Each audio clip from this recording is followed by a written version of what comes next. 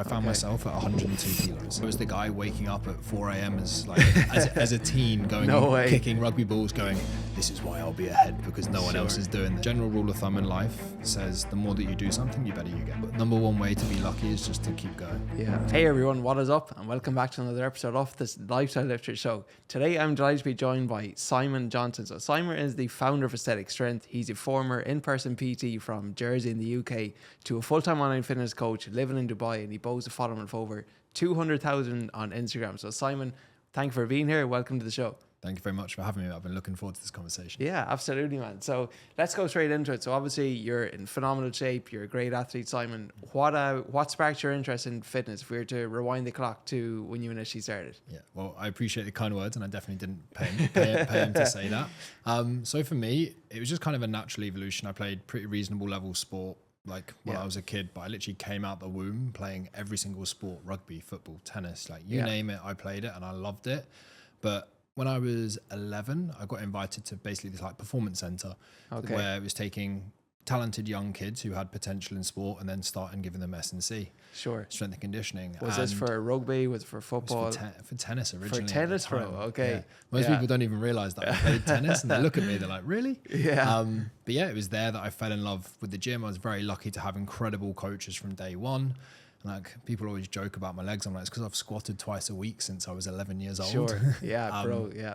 But it was that evolution. And then it was always just for sports until I was probably 17, 18. And then things have just evolved from there. Yeah. What age did you start really getting into the gym then? 11. Literally from day one, I absolutely loved it. Yeah. I loved it. Taught me delayed gratification. You do the work, you turn up and do as what the coach tells you, you get results. Okay. And then, so with your team sports, in what way do you feel that carried over even well to your performance or the gym? In what way did that impact even your team sports and your athletic ability? Massively, because I think as a kid growing up, or even in sports now, there's so much that isn't within your control and life, to be totally frank with you. Whereas your health, your body shape, your fitness, your strength, it's one of the only things in life, in my opinion, that you can truly control. 100%. You control the food that goes in your mouth. You control how hard you work at the gym. You control how much you educate yourself or invest into yourself. So I was always been crazy competitive. I was the guy waking up at 4 a.m. as a teen going kicking rugby balls going, this is why I'll be ahead because no one else is doing this. David Goggins mentality before he's even popular. Crazy. I look back at it and I used to draw out spreadsheets of I'm going to do this many kicks on this foot and this many kicks on this foot. Okay. But I just saw the gym as a way for me to get ahead. Sure. And I did the work, you get the results, and they paid off. And once you get that positive reinforcement, it just builds from there. And so was your vision always to become a coach? It was always plan B.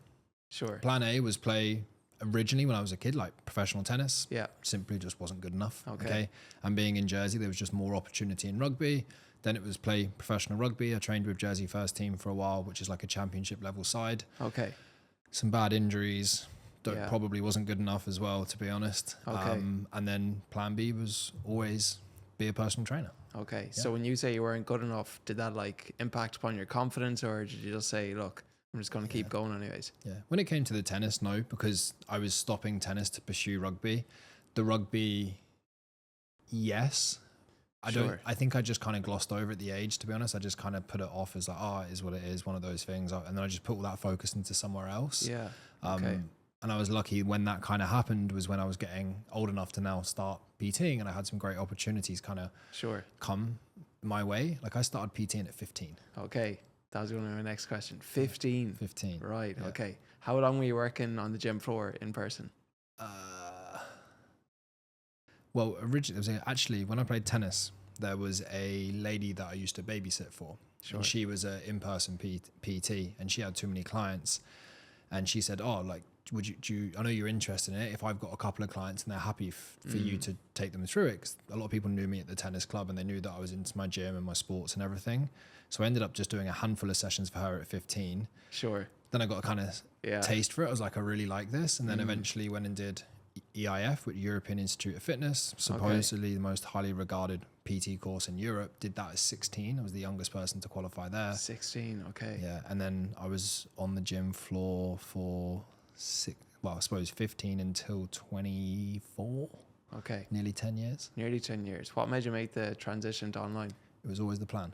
Yeah. Again, yeah, I feel like I'm very lucky, unlike other people. It was tennis, then it was rugby. Plan B was always PT. Sure. But then the goal was always to transition online, because no disrespect to anyone, I didn't want to be the 40-year-old, 50-year-old guy stood on the gym floor still counting reps for a living. Okay. So that's what forced me to make a change. Have you noticed any difference in your results or your service doing in person versus online? 100%. I think I was a pretty good in-person trainer, but I was good in the fact that my clients loved their training and they got stronger, but didn't necessarily get the best physical changes because I didn't have the systems in place to help people from a nutrition front. I knew the knowledge, but I just didn't have the systems in place. And then online, when you can have the control of all these different variables and you can actually give someone the knowledge and the skills and the accountability they need, the results were crazy different. Okay. What was the key difference between online and in person? Nutrition? Yeah, nutrition, always. Okay. And I think the people. Someone who wants an in-person personal trainer is there because they feel like they have to be there. Sure. Someone who's willing to do online coaching is there because they want to be there. Yeah. Okay. And so how did this all transition to you moving from Jersey to Dubai? Yeah, that's a good question. That's a very good question.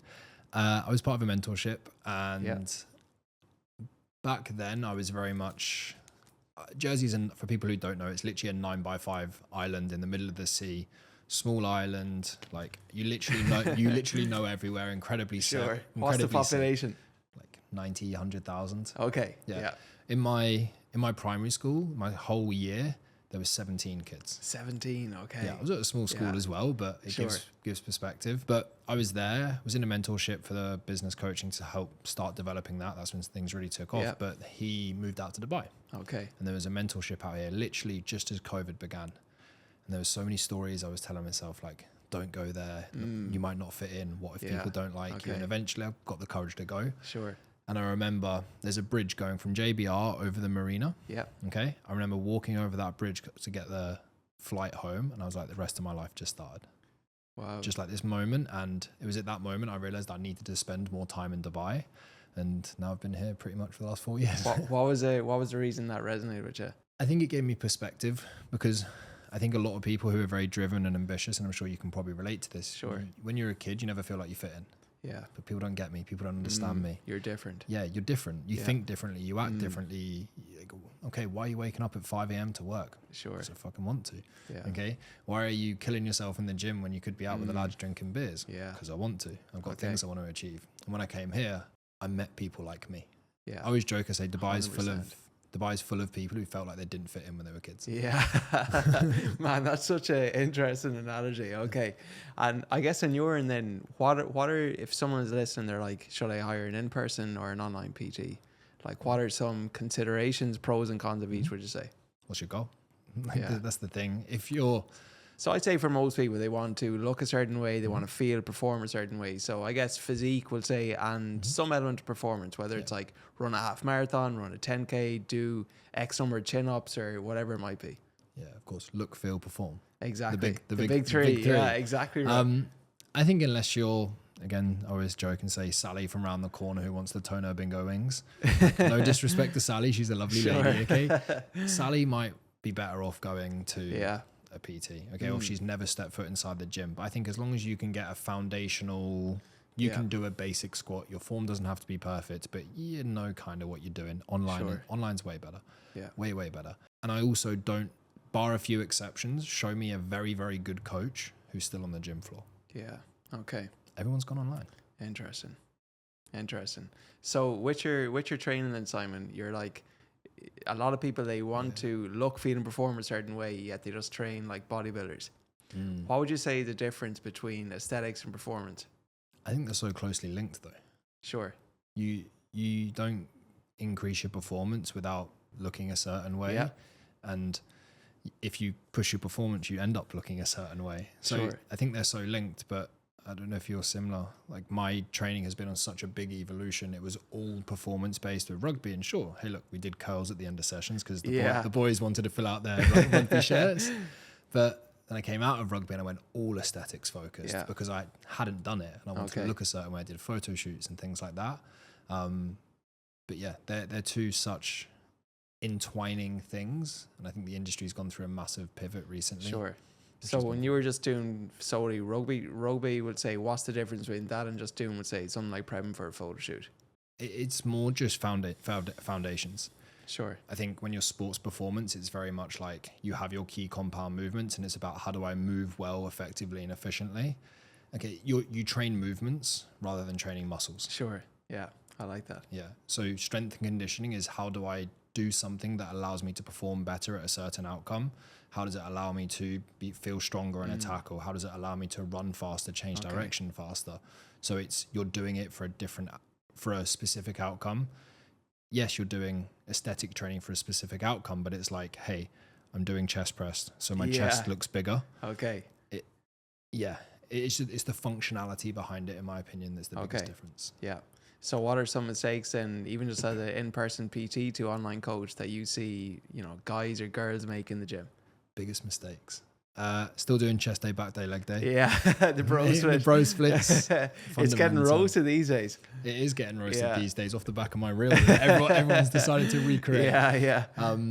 Yeah, I'd say that 100%. The next one I say is just big program hopping, people hopping, program to program to program. And hey, look, I've been that guy. Yeah, 100%. Shiny object syndrome. Yeah, hey, I do it in business. You do it. It's just life. The whole lady in the red dress. That's what Hormozy says. Yeah, that's a big one. Let's speak more about the bro splits though. Okay. So like, what's the reason that you feel that's a mistake that people make? Okay. Let's say general rule of thumb in life says the more that you do something, the better you get. Sure. Right? Yeah. Okay. So if you wanted to develop your chest, why would you only train it once a week? Yeah. Doesn't make sense, right? Okay. So if you only train your chest once a week, every week for a whole year, that's 52 opportunities for your chest to get bigger, stronger, faster, whatever you want to call it. Just improve. Train your chest twice a week. Okay. It's 104 opportunities. You literally just doubled the chances of you getting better. Yeah, now, obviously, there's a limit to how many times you can train a muscle group per week and still be able to recover from it. But the more practice you get, the better you get, the more effective you get. Secondly, most people go and do a chest day and they do incline flat, decline fly, like 7 different exercises. After they've done the third one, there's no way the rest of the workout is of good quality. You're tanked. Yeah. So why not take half of that work and put it on a second day? So you're doing a similar amount, but the quality of work you're doing is 10 times higher. Sure. And doing a bro split is training hard, not smart. Let's do effective and efficient. Okay, so what's the alternative then? How many days a week you training? Okay. I would say for a lot of people listening, they can probably set aside 4 hours. Let's just go 4 times. 4 times, okay. So if you have a corporate professional now, 4 times a week, we got 4 hours here, Simon. What are we going to do differently? Okay. A lot of people will go upper, lower. I like a different split, and we call it a 3+1 method. Why? Because as a busy corporate, there is weeks where you have deadlines. There's weeks maybe where you're traveling. There's weeks where your family have maybe something's gone on and you're just not going to be able to get those 4. Sure. Okay. Instead of setting you up to fail, I'm going to set you up to succeed. So we're going to run a 3+1 system. So 3 non-negotiable sessions. I don't give a flying fuck how busy you are. They have to get done. Okay. You can find 3 sessions. Yeah. The one is the icing on top of the cake. Okay. That way, if you're busy and you get your 3, win, you've succeeded. But if you've got a bit of extra time and you can get your 4th in, great. Sure. You feel great about yourself because you've done more than you needed to. We're always setting you up for success because a lot of busy professionals struggle with having an all or nothing mindset. And if they don't achieve what's been set out, 100%. They catch They feel like a failure come the end of the week. Exactly. And they catch what I call the fuckets. Yeah. Okay. You miss one, they miss that 3rd, 4th session, and then the weekend goes to shit, and they miss their Monday session. Then it's like, oh, what's the point now? I'll start on Monday, and all of a sudden a month's gone by and you've derailed your entire progress. Sure. Okay. And so for your 3+1, do you have a preferred split for that, or does it vary individual? Vary on the individual, either 3 full body and then like a conditioning arms and delts, or lower body, upper body, full body. Yeah. And then again, conditioning or weaker body parts if someone wants to bring up their arms, or do some arms and do some conditioning on that kind of that 4th session. Okay. So you recently ran a sub-90 marathon, or half marathon, should I say? Sub-90 marathon. Elliot Kipchoge. Some record books here. How do you find that balance between cardio and strength? Takes time. Yeah. Takes time. What are some principles that you've kind of implemented to get the best of both worlds? Because you didn't lose any strength, you didn't lose any muscle mass. But people okay, this is what people call hybrid training. Okay, the buzzword right now. Yeah. People forget. Hybrids only become a thing recently. I would say in the last kind of 12, 18 months, maybe 2 years. But if you actually look back, as an athlete, you are technically hybrid. Okay, whether it's rugby, whether it's football, whether it's whatever, because you've always been doing it. I've technically always been doing it. So I want to pre-frame this like that. But when I then came out of it, it probably took me 2 years of doing quote unquote hybrid training to get to the point where I was just as strong and could run the times that I could. Okay. I think the biggest mistake people make when they start trying to push this hybrid side of things is they try and do everything at once and they get injured, they overtrain, or they don't enjoy it. Rather than going, okay, my strength is going to we're not going to turn off, but we're going to go to maintenance mode because my focus is building my endurance. Okay. Then once my endurance is good, okay, we're just going to do enough to maintain that. We're going to catch my strength back up. Okay. Strength's good. Now let's maintain that. Now let's work on speed. Okay. You have to push and pull rather than say yes and no because you can't do everything at once. Okay. And how did you find that optimal level of volume for you? Trial and error? Trial and error. I can deal with a lot because of my background. Sure. For me, I think as long as, for me personally, as I have one full day off training, I can get away with 6 days. Yeah. But I think the biggest learning curve when you start incorporating the running, one is your easy run should be easy. And this is a big... Mate, that's like my biggest mistake in the last prep that I took from it. Yeah. So we do more easy runs. What sort, were you tracking it on heart rate or pace or just more so, it was just more so heart rate, I would say, and just duration. So it was like, 5K, but then still my heart rate was at like, it's like I have a hard time accepting it's like you're able to run it faster, but you actually have to run slower to run faster. So it's like if I can do 5K in whatever 21 minutes or 20 minutes, it's like, why would I run it at 26? Exactly. Why would I run it in 26? Yeah. So that was something that it's more so a mental thing that I just need to be like comfortable, I would say, dealing with. Check your ego. Yeah, for sure, bro. Yeah. So how did you go about that? It took me a long time because you feel like you take such a big step backwards for so long. Yeah. Once you see the benefits of it, it's like, why was I doing that? Yeah. Because now as long as I run it easy, I can go and run a half marathon easy and I wake up the next day, I'm like, okay, cool, let's train again. Yeah. Whereas if I went and sent a half marathon, even just sent a 10K, you wake up the next day, you're a bit fatigued, maybe your calves are a bit sore, whatever it might be, you're not training effectively the next day. Sure. I also think when you understand why you're doing that, it's easier to buy into the process, or at least for me personally. Okay. So what percentage of your running should be like, the easy versus hard work, we'll say? Depending on how many, if you do it as a percentage, I would probably say like 70% easy, 30% hard, 80% easy, 30% hard. Yeah. Depends on where you're lacking. So like for yourself, you can shift and you can deal with the uncomfortableness of running hard. You probably actually be better doing a block, pivoting and laying those foundations, still keeping the speed there, but you might be better going like 90-10 just for a training block, just to catch things up. Otherwise, you're only as strong as your weakest link. Yeah, that's good. That's good. So what's your training look like now, Simon? You're doing a Hyrox actually, so you're still keeping the conditioning in. Yeah, I've finally given in and done one. I was really against it to start with, but then it's like a more joint friendly version of CrossFit. Yeah, joint friendly, just more accessible. I think it's a really smart, not just a business model, but a smart fitness plan, to be honest, because literally anyone can do it. Yeah. My mum could do it eventually. Sure. Might take a bit of training, but we could get her there. But yeah, I'm looking forward to it. As a coach, I always say I would never make you do anything I haven't done, couldn't do, or wouldn't do. And I know how to program someone for it, but I want to go and experience it and feel the suck. Sure. Okay. How has your training evolved so with Hyrox? Just taking a little bit of running out, just because Hyrox is so intense. Yeah. We can't deal with the total amount of volume and still be able to recover from it. So for the half marathon, I was running like 50 to 60K a week. Sure. Whereas for this, I'm more like 40 to 50K a week. Okay. And I've had to take an additional strength session out just because I wouldn't recover otherwise. Okay. Would you say training for a Hyrox and like training for it is as difficult as training for a sub 90 half? Pretty similar. Yeah. I think if you were I actually think it's worked out really well, the roadmap that we've taken. Yeah, that's for what I was this. thinking too. Yeah. If I was to design like the perfect, let's call it 6-month running and Hyrox plan, it would be like peak for a half marathon. Okay, so building foundations, then go into like 10K, so you're used to moving fast. Sure. Because you're then go into a Hyrox prep, because your time that you're running for a Hyrox is going to be somewhere in between your half marathon and 10K time, I'd say. Okay. Do you enjoy training for the Hyrox or the half marathon more? I like both. Again, that's such a cliche answer, but I know if I was training for the Hyrox only, I think I would get not fed up of it, but I just like the novelty and I like the different challenges, and this is why I love hybrid training. Yeah.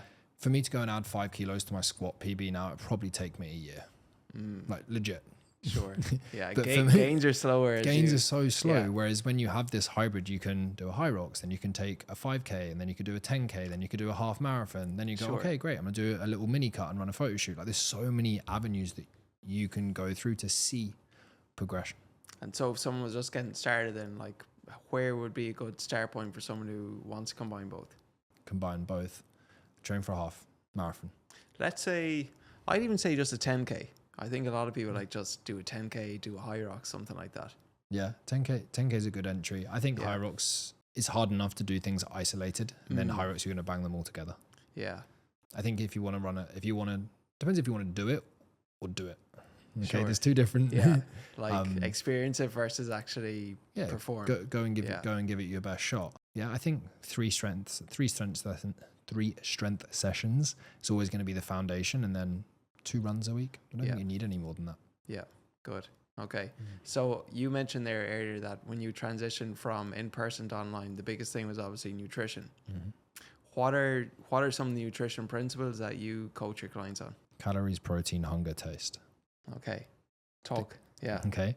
4 things. If I give one piece of advice, just remember calories, protein, hunger, taste. Calories, protein, hunger, taste. Yep. That's how you think about nutrition. Calories, protein, hunger, taste. Calories, protein, hunger, taste. And if I had a pound for every time I said that, I'd be a multi-millionaire by now. But I drill it into my clients because they remember it. Whenever you're looking at a plate of food or making a decision around nutrition, that's your framework. Yeah. The first thing you need to think about is, does this match my calorie goals to help me achieve the outcome I'm looking for? Is there enough protein? Okay. Does it actually help me feel full and stay satiated? Because that helps my consistency. And then does it not taste like shite? Because if it tastes like shite, you're probably not going to stay consistent with your nutrition. Okay. So where would someone go about getting started then if they're like foundational nutrition, but they want to, take it up a notch? So they've got foundation, but they want to go up a notch. Exactly. Are they losing fat? Are they building muscle? Are they performing? I would say for a lot of people, probably fat loss would be the most common goal. Yeah. Find 10 meals you love. Yeah, that's good. And just eat those. Yeah.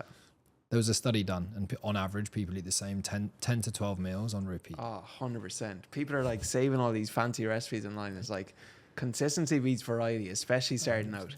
100%. Yeah. What would be your go-to breakfast, lunch, dinner? Yeah, like some form of either protein, oats, eggs, something like that. Lunch, like chicken, salmon, sea bass, steak. Dinner is pretty much the same. It's like, give me a protein, give me some fiber, and then I'll base carbohydrates on activity. It's like harder training days, I'll eat more. Less intense training days, I'll eat less. And this is the thing, you look at anyone who's in shape or performing well, success leaves clues. Yeah. Because I'm pretty 100%. Much exactly the same. Yeah. Although for me, I need my ice cream in there in the evening. Yeah, you got your ice cream. Yeah. Yeah, that's your one. Couldn't tell you the last day that I didn't eat ice cream. Really? Yeah. Interesting. So what are some of the biggest nutrition mistakes then that you see just day-to-day people make? Just eating healthy. Sure. So many guys, they're like, yeah, I eat healthy. I don't know why I'm not seeing the results that I want to. And I'm like, okay, prime example, scrambled eggs and avocado on toast. Incredibly healthy, right? Could be 1,000 calories without even trying. Sure. So although you've eaten healthy, I would say we've got this Venn diagram, okay? And we've got, on one side of this, we've got health. On the other side of it, we've got effective for fat loss. Our job as coaches is to educate people on where the intersection is, where you're giving your body the nutrients that you need, but it's also helping you achieve the results that you want. Okay. So do you recommend then that people track their calories for a decent period of time? Yeah. 100%. What would you say would be because a lot of people find that overwhelming. Yeah. So if someone's in that boat, like what would be a good start point then? If you find it overwhelming, see it as a job. Okay, when you started a new job, it felt overwhelming, but now you do it without even thinking about it. That's good. I say there's 2 reasons that people end up in the position where they want to lose fat or whatever. 1, you don't actually know what's in food. Yeah. Okay. 2, that's good. You don't make the right decisions. But how can you make the right decisions if you don't know what's in food? So see tracking and learning to track your calories as an educational thing. That's what I always say, bro. Yeah. Because then knowledge is power. Yeah. And then if you know what's in it and you're still not making the right decisions, you either don't really want this or there's other things that are going on that we need to work on. Yeah. I always say it's like, see it as like a college degree. It's like you don't just go to college in day 1 and get your degree. Yeah. And in my opinion, it's like the equivalent of having a college degree with nutrition is that you're able to, look the way you want to look at a healthy enough body weight. And you don't need to, be in MyFitnessPal every single day, but you're sitting at a physique where you're happy with. But in order to get that knowledge, as you're saying, it's like you have to build a foundation, even if it's just 30 days. Yep, I completely agree. I also don't believe in calorie tracking. I believe in calorie planning. Okay, what's the difference? Reactive and proactive is the difference. Yes, reactive, this is what everybody does. They go, okay, I had this for breakfast. I had this for lunch. I had this for dinner. Oh shit, I've gone over my calories. Or I've got nothing left and I'm really hungry. Calorie planning is it literally takes 5 minutes. Sure. The day before. Yeah. Planning out tomorrow at least as much as you can. That way you always have a plan to go and follow. Yeah. Then just eat what you've planned. Sure. And then because you might plan it out, okay, this for breakfast, this for lunch. Oh, but I want to have that for dinner because I'm eating with my partner. Okay, if I can have that for dinner, but I need to have a little bit of this there. It sets you up for success. Sure. Is that what you personally do? Yep. Yeah. Ever since you started? Not ever since I started. Like honestly, hands up. Like nutrition was the biggest thing I struggled with. I love training. Love training. Sure. Okay. Bad breakup, injuries, being an idiot with food, drinking too much. I found myself at 102 kilos. Yeah. Tell me. Okay. And at 5'9", do not look good at 102 kilos. Okay. I looked in the mirror and I was like, who's that guy? And was this when you were working as a coach? Yeah, I was a coach at the same time. So I felt like a complete and utter fraud. Okay. And I know so many guys who have been fit, been healthy, been the sports guy, who feel the same. Yeah. What was that moment for you? The moment, there was 2 moments. Okay. One, I'm in a pub with the boys. Okay, and they're like, fucking hell, Simon, you gained some weight, haven't you? Like joking. I'm like, ha, ha, ha. Yeah, but it's all paid for. And I've had a good time. But inside there was just like guilt and shame. And then I played a rugby match and I saw a photo of me kicking and I was like, that shirt is tight in all the wrong places. Yeah. Is that me? Yeah. Is that me? Like literally didn't recognize the guy. And I think we become so complacent. Sure. And then all of a sudden, bang. What was your next step? I actually got injured. You got injured? I got injured. And the injury was the thing that sparked it because I couldn't train. So I removed one of the biggest things I loved. I couldn't play rugby, which I love. I couldn't train, which I love. I was looking after my clients that I currently had, but I couldn't take on new people because I could hardly move. Sure. Like I was literally like shoulder was just an absolute mess. Torn bicep, torn pec, torn lat, torn labrum, like wrecked. And it was okay. What can I control? My food, my nutrition. So I decided to do it the right way. I took it sustainably. I really educated myself even further on it. And I, quote unquote, coached myself. Like actually like how I would a client rather than being all fart and no poo. Sure. Okay. And saying do this, but doing something else. And I lost a load of weight and then I invested in my first online coach. How much weight did you lose? 22 kilos. 22 kilos. So 102 to 80. Yeah. In what period of time? 4.5, 5 months. Okay. It's pretty quick still. Pretty rapid. Yeah, still pretty quick. What is that? 4 kilos, over 4 kilos a month. A kilo a week. But the craziest thing with that, for the first like 10 weeks, I was eating 3,000 calories a day. Okay. You have a high maintenance though. I'd always trained. I've got a good amount of muscle, but I also thought my tracking was so accurate. I think 90% of people, their maintenance is way higher than they think it is.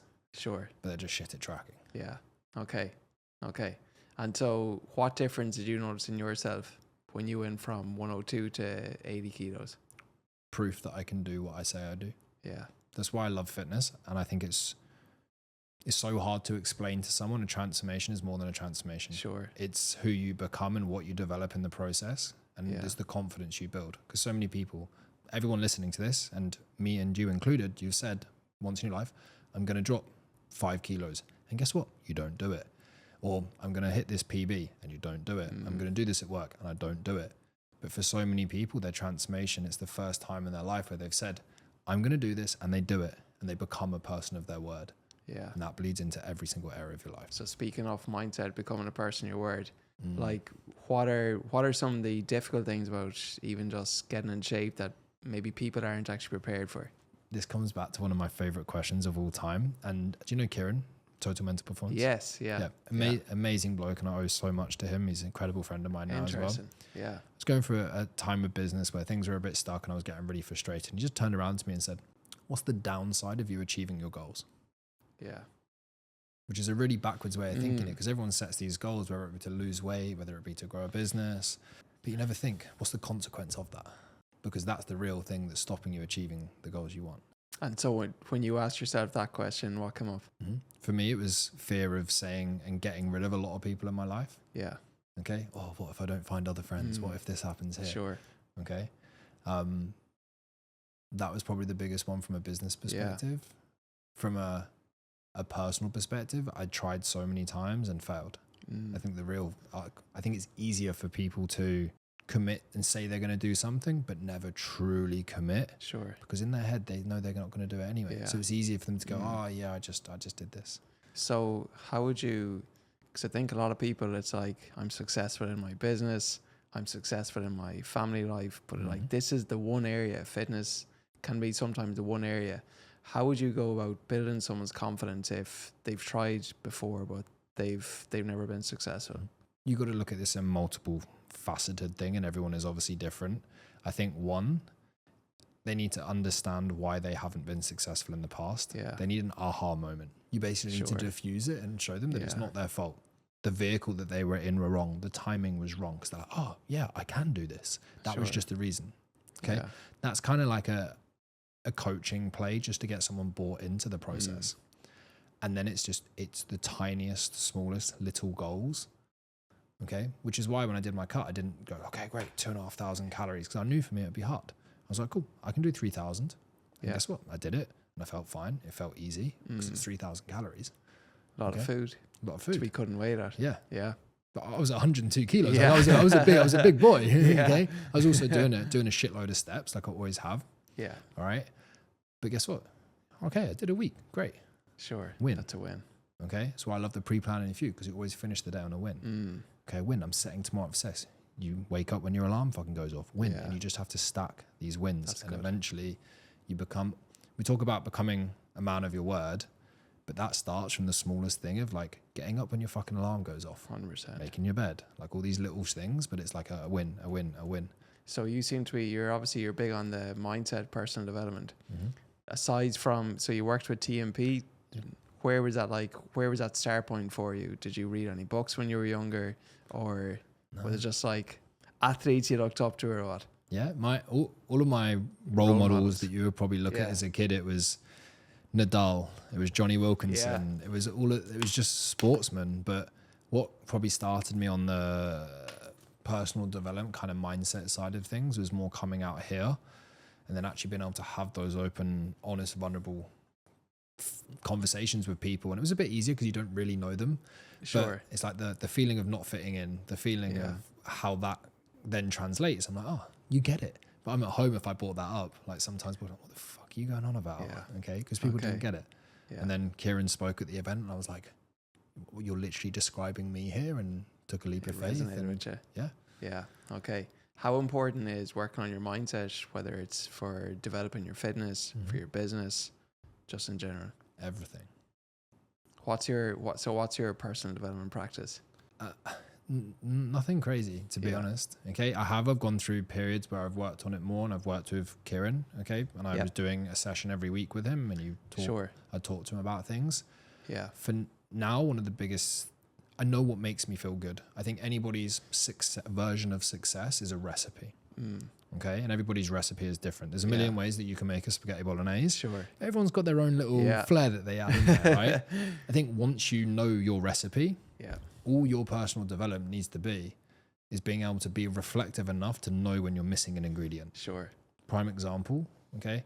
I know for me, and this is something I've learned probably in the last 6-9 months, if I don't have sports or like prime for me, like playing paddle or playing golf with some good friends, if I don't have that in my week, I'm just aggy, or I'm like, oh, this week was a bit, but it's one of my ingredients. And over time, you just build this recipe, and then it's just been able to be reflect. Okay, I feel like this. Why do I feel like this? Look at my recipe. That was missing. Aha. Next week, make sure that I have that in. Sure.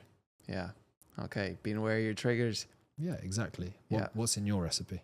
I think it is some form of movement. Like that's a non-negotiable, whether it's a workout, a run, a walk, eating good food, because man, it's like, do you ever know when you eat so well and then it's like you have some off foods, like the next day my brain is just groggy, I'm in a shit mood, brain fog. I'm unproductive, it takes me longer to do tasks. So having good food, and I think doing deep meaningful work, it's like I like to do some form of development, whether it's like deep work, working on myself, working on the business. And the last thing I would say is just being around like-minded people. 100%. It's like if you can do those, like you get to work out, if you eat well, if you spend time with like-minded people and you're doing something that's actually meaningful, contributing, it's like it's sometimes the small things. 100%. Mine's very similar. The only things I would add in there for me is fun. Yeah. Fun and rest. Like I'm be the first one to admit this. I need at least one evening a week, or even like an early evening, like a 4 o'clock. On a Sunday, I literally lie on the floor in my lounge and I binge watch Netflix. Yeah, really. Hands down. Helps you switch off. Guilty. But I'm like really like extroverted. I recharge around people, but I also need that little bit of time to just be a zombie. To be yourself, Just be a zombie. If I want to do it, cool, do it. If I don't, if I end up going down the beach or doing whatever, but just need a certain amount of time to on my own to just recharge and be a zombie. Okay. And what's your fun time? Is that paddle? Is it tennis? Yeah, it's sports, man. Yeah. Like golf, paddle, whatever it might be. Just get me with a ball and playing sports.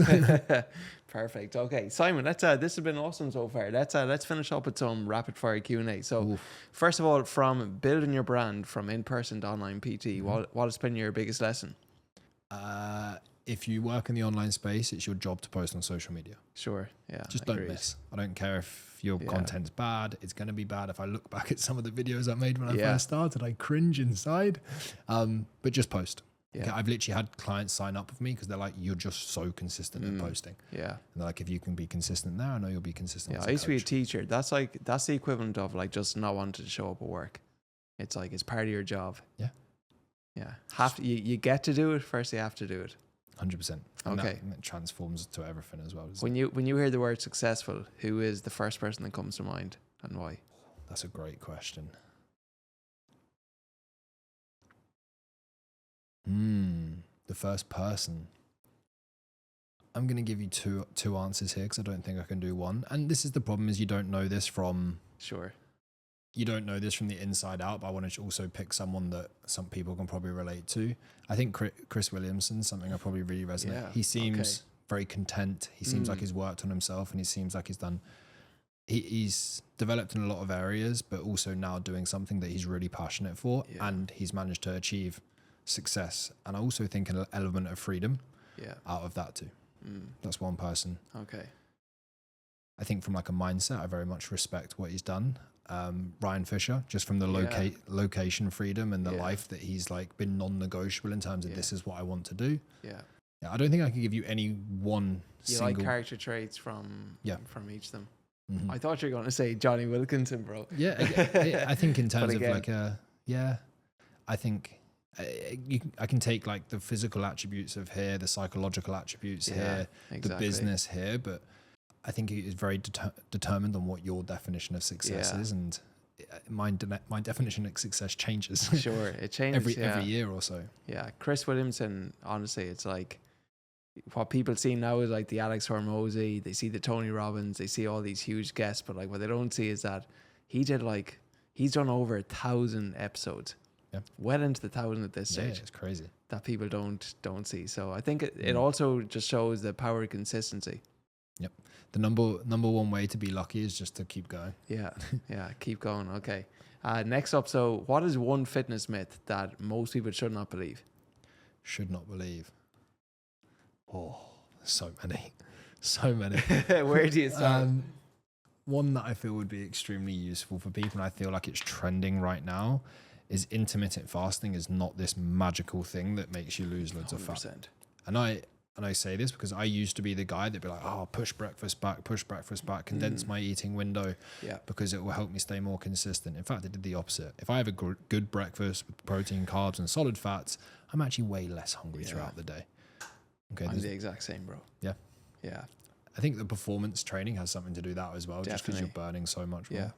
And I think as well, it's like with intermittent fasting, someone's like, right, I don't eat till 12 o'clock. I finish up eating at 8, so I can just eat whatever I want in the 8-hour window. 100%. Well, what happens is they push back, then they have their quote unquote breakfast, but then because they're so hungry, it doesn't even touch the sides. That they then just end up overeating for the rest of the day. Yeah, interesting. I actually, Danny from Sigma Nutrition, they did a study, and it's like, is it better to consume your calories in the earlier or the later part of the day?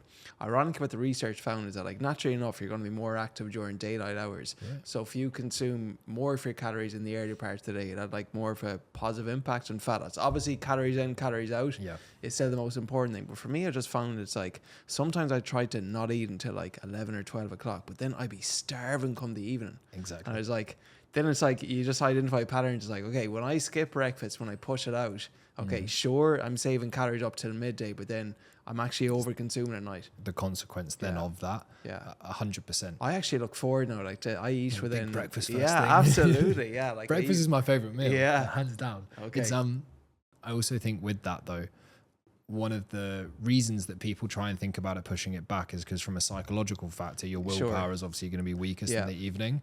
So I do think there's a balancing act. Yeah, it's push-pull.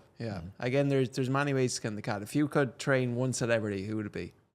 Oh, The Rock. Yeah, I'd say that's definitely the most common answer. Guy's a beast. Yeah, deadly. And last of the rapid fire, if you could give yourself advice, your 18-year-old self, what advice would you give him? Why? I would say the biggest piece of advice for me that would have helped me was stop caring what other people think and just do what you want to do. Yeah. I think so many people are quite similar as well. Okay. It took me 5 years to start the online business. I had whiteboards and I planned everything out and I did this and I was like, just get started, man. Stop caring what people think, just get started. Yeah. Okay. How about you? Ooh. Role reversal. Yeah, role reversal. If I give one piece of advice, I'd say just go for it. It's like when you're from like a rural Ireland, it's like you can just get caught up in almost like a bubble or a circle that you like. I remember the first time I posted content, I posted on Instagram, man, I threw my phone away. It's like I didn't check it. Don't want to see what's happening. I didn't check for like 3 or 4 hours, and all in my head I'm like, I was just thinking like, thinking of what my friends would be thinking, like, oh, who's this guy? Who does he think he is? I had such an imposter syndrome. But then it's like, you get a bit of feedback and you get a bit of reassurance that, oh, that post you put up actually helped me. And then it's like, when you're actually posting and you're worried about what people think, it's like, respectfully, most of those people you're worried about, they're probably not going to work with you anyways on a one-to-one basis. So I think for me, it's like, just feel the fear, do it anyways. Did you get much stick when you started posting content? Honestly, not really, no. Again, it's like fear is a mile wide but an inch deep. It was all, the biggest fear was just what I built up in my head. It's like, what will these people think of me? But you actually, the people who support you, they'll be there with you, and the people who don't, it's like, they're not even friends. Exactly. Why'd you care anyway? Yeah. I got a little bit of stick, not much. Yeah. It was more like people just like laughy, jokey, taking the piss. I could probably tell I did too, like behind my back, but nothing too direct. Yeah. Yeah, I got a little bit. I used to do this story. It'd be like steps every morning. Yeah, really. All the boys would be like, "Oh, steps is here." No, it was fine, but I was like, I just kept doing it out of like spite. Yeah, because then eventually it was like, oh well, look, it wears off. Here's 100 clients every morning tagging me, and they were like, okay, fair enough. You actually made it a thing. And like, there you go. You're getting more exposure. Yeah, I think a little bit of dark energy, I call it, is that's that bit of that inner fuck you is always very, very powerful. Sure. I think everybody needs that a bit in their life. Okay, well, Simon, first of all, it's been absolutely awesome. I want to acknowledge you for coming on. It's been great. Simon and I, we unintentionally ran into each other in the Dubai half marathon. About 30 minutes in, I was on par, but Simon then pulled away, I'd say, after 7 or 8 kilometers in, my breathe. So the zone 2 work for me is something I need to focus on. On your end, first of all, where can people learn more about, working with you one-to-one and how your coaching even operates?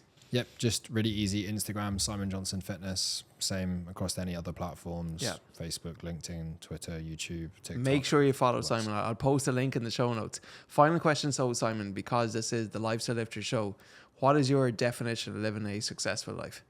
Being able to do what I want, when I want, with who I want. Sweet. Simple.